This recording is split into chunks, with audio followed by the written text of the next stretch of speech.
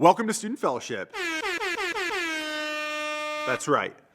We have, of course, another segment of our favorite person eating food. This is Nick Eats Food. I think you guys are going to enjoy this one in particular. Hi, my name is Nick. I'm incredibly nervous, and this is Nick Eats Food. So I'm eating something this week. It's food. It's a jalapeno. I have never done this before, and I'm a little scared. I'm from Missouri. We don't do spicy. I'm a little nervous. I know the seeds are the part that's the most spicy, so I'm just gonna take a bite of this. Here.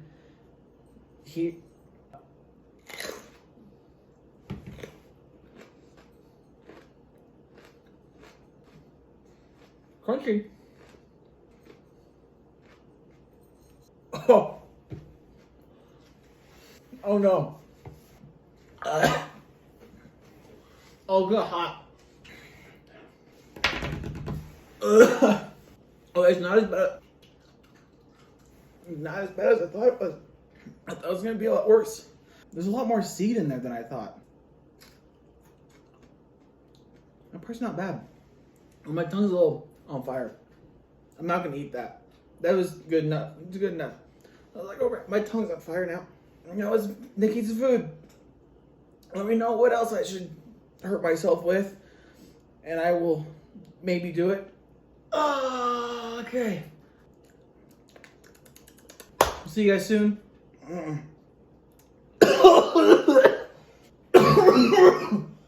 Okay. This has been Nick Eats Food. We'll see you next time. Well, we're continuing our series in 1 Peter today, looking at 1 Peter 1, verses 8 through 12. So you might want to follow along with a Bible. And a few weeks ago, we looked at this beginning section of 1 Peter, and we talked about how hope in Jesus is a living hope, and how there's many things in our world that we end up putting our hope in that are not living, that are perishable and can go away.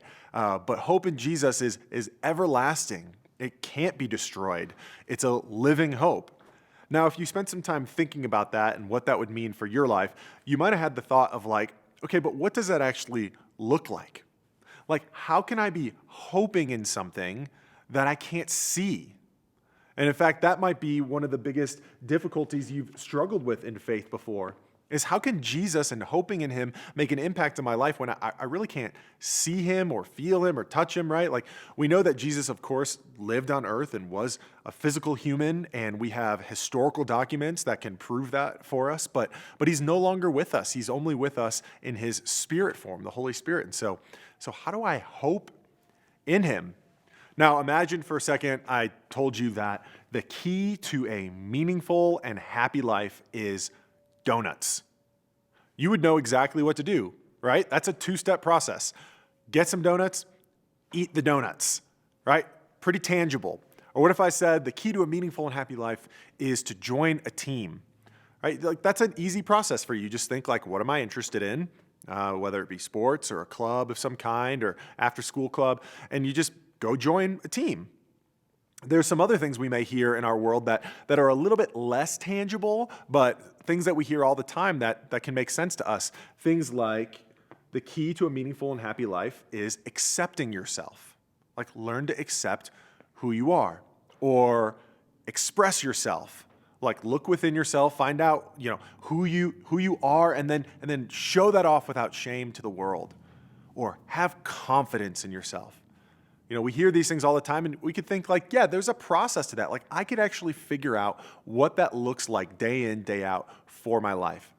But when it comes to hope in Jesus and faith in him, that could be a little bit less obvious to us what it actually looks like, because we can't see or touch that hope. Now, Peter is going to deal with this directly head on, and what he's going to say is meant to instill confidence in us in our hope in Jesus. And so look with me at the beginning of 1 Peter 1, chapter 1, verse 8. He starts off by saying this: though you have not seen him, Jesus, you love him. Though you do not now see him, you believe in him and rejoice with joy that is inexpressible and filled with glory, obtaining the outcome of your faith, the salvation of your souls. Peter's saying, hey, I know it's mysterious, but when you believe in Jesus and when you love him, it actually makes an extremely meaningful impact in your life. It's what the biblical authors call salvation. Now, salvation is not just going to heaven when you die. Salvation is being delivered from one state of being, from one state of life, to a new kind of life that's secure forever in God's kingdom. And he's saying, hey, even though you don't see Jesus, even though you're not now with him, you can love him and believe in him for this salvation. Now, we actually believe in things all the time that are invisible to us. I'll just give you one example, like your thoughts. Your thoughts are not things that can be seen or touched or studied in any way, but you would still say you have thoughts in your brain, right? That they're important, hopefully they're important, that they make an impact on your life day in, day out. And yet, if we were to take someone and cut their head open and look inside their brain, we would find no evidence of a thought. And yet we know it exists. In the same way, he's saying, though Jesus isn't with us physically, we love him and we know that he's given us an eternal salvation. So then he's going to go on to describe how we can have confidence in this salvation. So he goes on, verse 10. Concerning this salvation, the prophets who prophesied about the grace that was to be yours searched and inquired carefully. They inquired, meaning they asked, what person or time the Spirit of Christ in them was indicating when he predicted the sufferings of Christ and the subsequent glories. It was revealed to them that they were serving not themselves, but you in the things that have now been announced to you through those who preached the good news to you by the Holy Spirit sent from heaven, things into which angels long to look. Okay, so now he's talking about the prophets.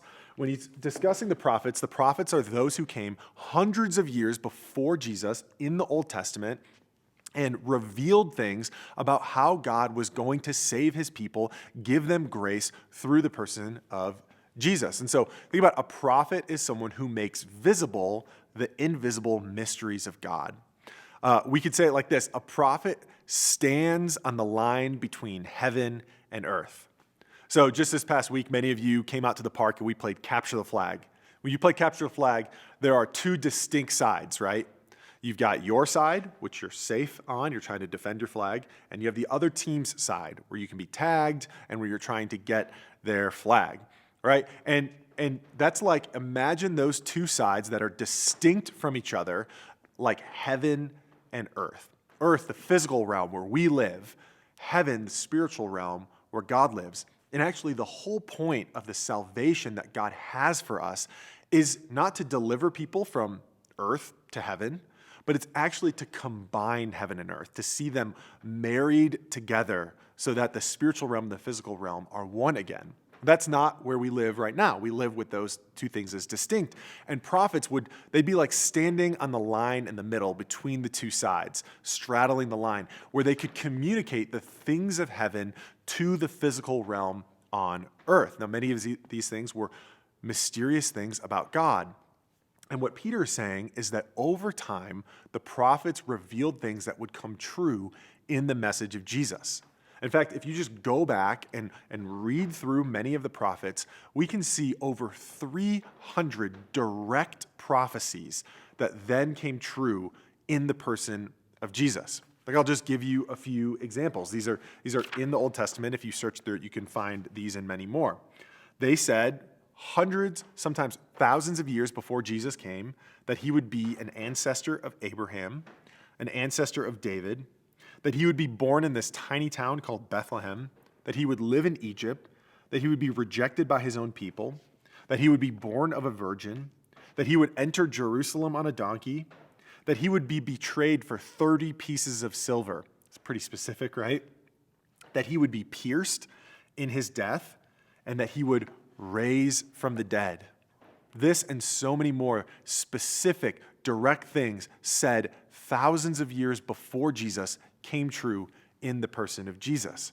This is what Peter means when he says that the Spirit of Christ indicated and predicted the sufferings of Christ and the subsequent glories. It's also what he means here when he says, though you have not seen him, you can love him. Though you do not now see him, you believe in him and rejoice with joy that is inexpressible and filled with glory. Think about that. All of that was revealed hundreds and sometimes thousands of years earlier so that it might come to you and me in the full message of God's grace to you, and God's salvation for you, and God's love for you poured out through Jesus.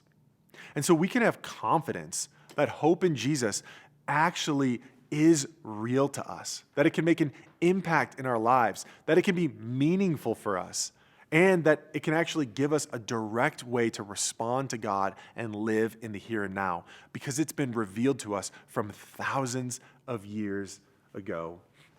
And so here's what I want you to do this week. This week, I want you to consider this. I want you to think about and just reflect, like, how did you first hear about the good news of Jesus? Like, how did you hear the message of Jesus? Who was involved? What were the circumstances? Think about how that kind of was revealed to you. And then think, man, that message can be traced back thousands of years to what God revealed to the prophets. And yet here now I have the full message of Jesus given to me. And after you spend some time reflecting and thinking about that, let that give you confidence that although you can't see Jesus, although that you can't physically be with him, that his hope is alive and real to you, and that you're able to walk in it in a way that will impact your life and give you a meaningful existence.